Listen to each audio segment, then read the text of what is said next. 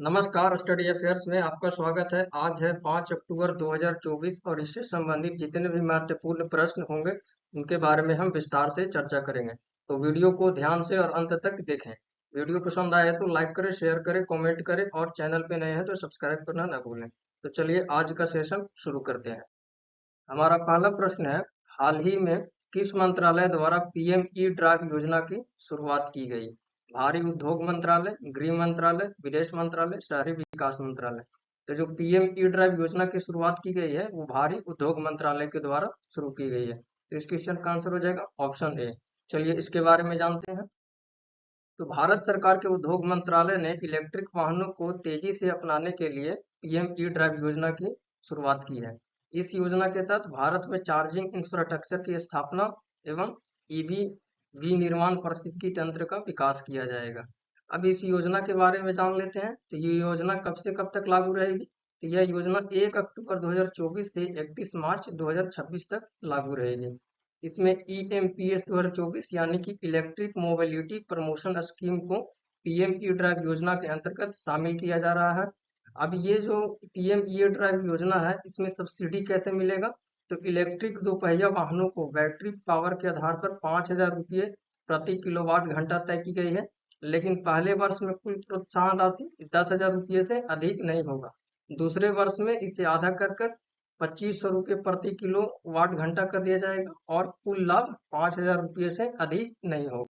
इसके अलावा e rickshaw सहित 3 पहिया वाहनों को पहले वर्ष में 25,000 रुपये की मांग की प्रोत्साहन राशि मिलेगी, जबकि दूसरे वर्ष इसे आधा कर कर 12,500 रुपये कर दिया जाएगा। अब पीएम ई ड्राइव योजना के अनुसार ई वाउचर की सुविधा दी गई है।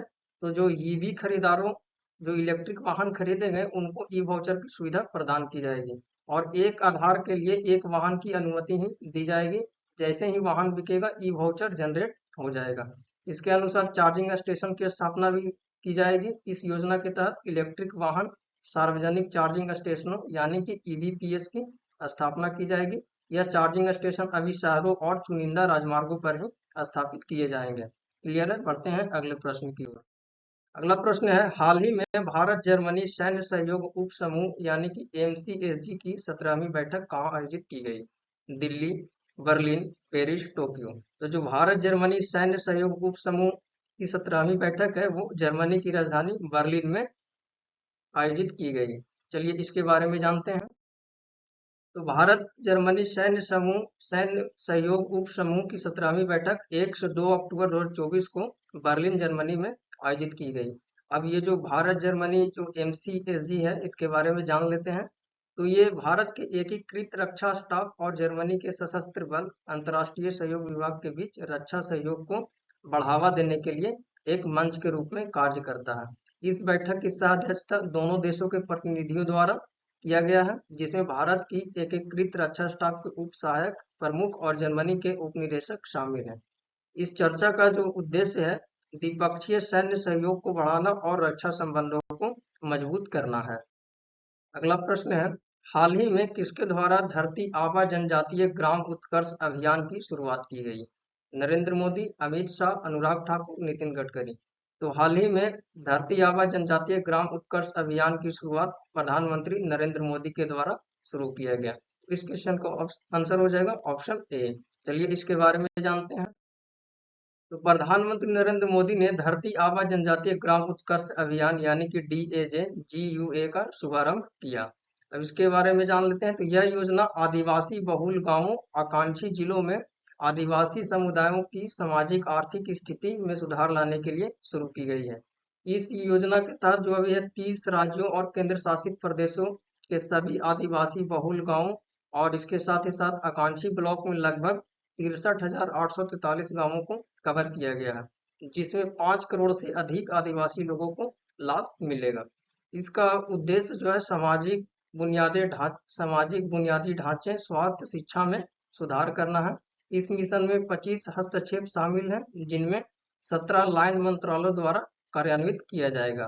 प्रत्येक मंत्रालय और विभाग अगले 5 वर्षों में अनुसूचित जनजातियों के लिए विकास कार्य योजना यानी कि DAPST के तहत उन्हें आवंटित धन के माध्यम से समयबद्ध तरीके से इससे संबंधित योजनाओं के कार्यान्वयन के लिए जिम्मेदार होंगे।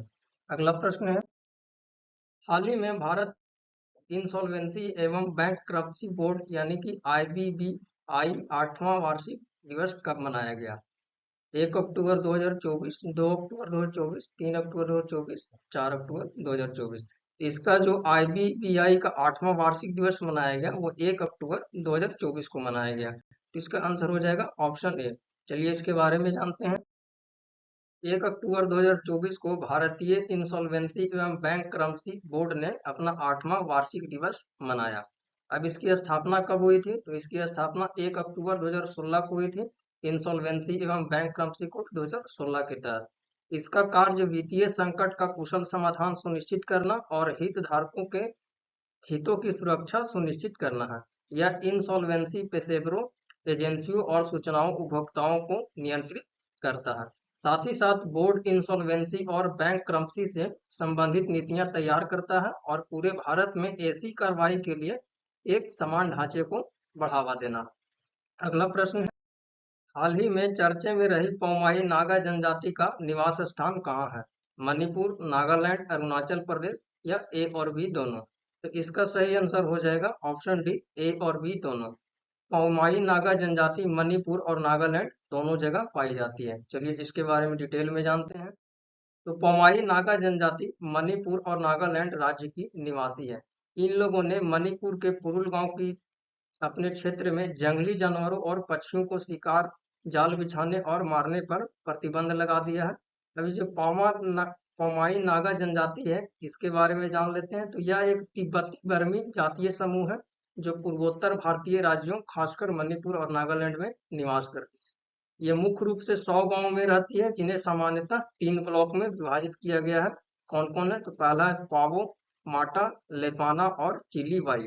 इनकी संस्कृतियों की बात करें तो ये पौला भाषा बोलते हैं। वे ईसाई धर्म और स्वदेशी मान्यताओं दोनों का पालन करते हैं। जबकि इनके उत्सव की बात करें तो धान की रोपाई पूरे होने पर लावनी उत्सव मनाया जाता है। चलिए अगला प्रश्न है, रोड टेप यानी कि निर्यातित उत्पादों पर शुल्कों और करों में छूट योजना को कब तक बढ़ा दिया गया? 30 जून 2025, 30 जुलाई 2025, 30 अगस्त 2025, 30 सितंबर 2025। तो रोड टेप योजना को 30 सितंबर 2025 तक के लिए बढ़ा दिया गया। रोड टेप योजना को घरेलू ट्रैफिक क्षेत्र यानी कि DTI इकाइयों के लिए 30 सितंबर 2025 तक के लिए बढ़ा दिया गया। इस योजना की शुरुआत जनवरी 2021 में वाणिज्य एवं उद्योग मंत्रालय द्वारा किया गया था, जिसका उद्देश्य निर्यातकों द्वारा वस्तुओं के उत्पादन और वितरण के दौरान लगाए गए अप्रतिपूर्ति करों, शुल्कों और शुल्कों की प्रतिपूर्ति की जा सके। इसे भारत से व्यापारिक निर्यात योजना के स्थान पर प्रस्तुत किया गया था, जिसे विश्व व्यापार संगठन ने यानी कि WTO में चुनौती दी गई थी। MEIS जो वैश्विक व्यापार नियमों के अनुरूप नहीं माना गया था। अगला प्रश्न है, हाल ही में विश्व पशु दिवस 2024 कब मनाया गया? 1 अक्टूबर 2024, 2 अक्टूबर 2024, 3 अक्टूबर 2024, 4 अक्टूबर 2024। तो हाल ही में विश्व पशु दिवस 4 अक्टूबर 2024 को मनाया गया। तो इसका आंसर हो जाएगा ऑप्शन डी। चलिए इसके बारे में जानते हैं। तो दुनिया भर में हर साल 4 अक्टूबर 2024 4 अक्टूबर को विश्व पशु दिवस मनाया जाता है। इस दिन पशुओं के कल्याण और उनके अधिकारों को लेकर विभिन्न मुद्दों पर चर्चा की जाती है ताकि लोगों में पशुओं के कल्याण के लिए जागरूकता बढ़े। अब इस विश्व पशु दिवस की थीम क्या है? तो इसकी थीम है the world is their home too, यानी दुनिया उनका भी घर है। यह इस बात पर भी प्रकाश डालती है कि जानवर न केवल पृथ्वी के निवासी हैं बल्कि हमारे पारिस्थितिकी तंत्र का महत्वपूर्ण हिस्सा है। अब विश्व पशु दिवस मनाने का उद्देश्य क्या है? तो पशुओं के प्रति इंसानों की क्रूरता को रोकना है, पशुओं के संरक्षण और उनके चिकित्सा को बढ़ावा देना है, जीव जंतुओं को सम्मान और उनका हक दिलाना है, साथ ही साथ प्राकृतिक जंगलों का जानवरों के लिए संरक्षण करना है। अगला प्रश्न है, विश्व अंतरिक्ष सप्ताह 2024 कब से कब तक मनाया जाएगा? 4 से 10 अक्टूबर 2024, 5 से 11 अक्टूबर 2024, 6 से 12 अक्टूबर 2024, 7 से 13 अक्टूबर 2024। तो विश्व अंतरिक्ष सप्ताह 2024 4 से 10 अक्टूबर 2024 के बीच मनाया जाएगा। चलिए इसके बारे में डिटेल में जानते हैं। विश्व अंतरिक्ष सप्ताह 4 से 10 अक्टूबर 2024 के बीच मनाया जाएगा और इसका जो 2024 का जो थीम है स्पेस एंड क्लाइमेट चेंज। विश्व अंतरिक्ष सप्ताह जो संस्थान है, इसकी स्थापना हुई थी वर्ष 1999 में संयुक्त राष्ट्र के द्वारा, जिसका उद्देश्य विश्व अंतरिक्ष सप्ताह मानव जीवन को बेहतर बनाने और अंतर्राष्ट्रीय सहयोग को बढ़ावा देने में अंतरिक्ष विज्ञान और प्रौद्योगिकी की प्रभाव पर प्रकाश डालना था। 4 अक्टूबर 1957 को पहले मानव निर्मित पृथ्वी उपग्रह स्पुतनिक 1 के बाहरी अंतरिक्ष में प्रक्षेपण ने अंतरिक्ष अन्वेषण का रास्ता खोल दिया। क्लियर है? अगले प्रश्न की ओर बढ़ते हैं। अगला प्रश्न है, एडीबी ने हिमाचल प्रदेश में पर्यटन विकास को समर्थन देने के लिए कितना ऋण दिया है? एडीबी यानी कि एशियाई डेवलपमेंट बैंक ने हिमाचल प्रदेश में जो राज्य पर्यटन विकास को समर्थन देने के लिए $162 मिलियन देने की घोषणा की है। तो इसका आंसर हो जाएगा ऑप्शन ए। चलिए इसके बारे में जानते हैं। एशियाई विकास बैंक यानी कि एडीबी ने 2 अक्टूबर 2024 को घोषणा की है कि उसने राज्य में पर्यटन विकास का समर्थन करने के लिए हिमाचल प्रदेश को $162 मिलियन का ऋण मंजूर किया है। इस पर्यटन विकास परियोजना का लक्ष्य 5 जिलों कौन कौन? तो हमीरपुर, कांगड़ा, कुल्लू, मंडी और शिमला में पर्यटन अर्थव्यवस्था को पुनर्जीवित करना है। अब एडीबी जो है एशियाई डेवलपमेंट बैंक, इसके बारे में जान लेते हैं। तो एशियाई विकास बैंक एशिया प्रशांत क्षेत्र पर ध्यान केंद्रित करने वाली एक क्षेत्रीय बहुपक्षीय संस्था है, जिसकी स्थापना 19 दिसंबर 1966 को हुई थी। शुरू में 31 सदस्य थे, जिसमें भारत भी संस्थापक सदस्यों में एक था। वर्तमान में इसके 68 सदस्य हैं, जिसमें 49 एशिया प्रशांत महाक्षेत्र से और 19 बाहरी क्षेत्र से हैं। इसका मुख्यालय, एडीबी का मुख्यालय हो गया माडुइलोंग शहर, फिलीपींस में है, और इसके अध्यक्ष हो गए हैं मात्सा सुगु अस्कावा। अगला प्रश्न है, यूनाइटेड किंगडम ने चागोस द्वीप समूह को किसे देने के लिए समझौता किया है? तो हाल ही में जो यूनाइटेड किंगडम ने चागोस द्वीप समूह को देने के लिए जो समझौता किया है, वो मॉरिशस के साथ समझौता किया है। तो इसका आंसर हो जाएगा ऑप्शन ए। चलिए इसके बारे में जानते हैं। यूनाइटेड किंगडम और मॉरिशस दोनों में एक समझौते पर हस्ताक्षर किए हैं, जिसके तहत यूनाइटेड किंगडम जो है चागोस द्वीप समूह और डिएगो गार्सिया को मॉरिशस को वापस कर देगा। इस समझौते की घोषणा 3 अक्टूबर 2024 को की गई, जिसमें यूनाइटेड किंगडम के प्रधानमंत्री कीर स्टारमर और मॉरिशस के प्रधानमंत्री प्रविंद जगन्नाथ द्वारा एक संयुक्त बयान में जारी किया गया। इस समझौते के तहत जो चागोस द्वीप समूह है, चागोस द्वीप समूह से विस्थापित मूल निवासियों को डिएगो गार्सिया को छोड़कर, डिएगो गार्सिया पे अभी नहीं आना है, चागोस द्वीप समूह पर वापस लौटने और बसने का अधिकार है। यानी कि वो अभी चागोस द्वीप पर ही आ सकते हैं, डिएगो गार्सिया नहीं आ सकते हैं। जबकि यूनाइटेड किंगडम डिएगो गार्सिया द्वीपों का 99 साल का पट्टा अभी बरकरार रखेगा, जहां संयुक्त राज्य अमेरिका का एक महत्वपूर्ण सैन्य अड्डा स्थित है।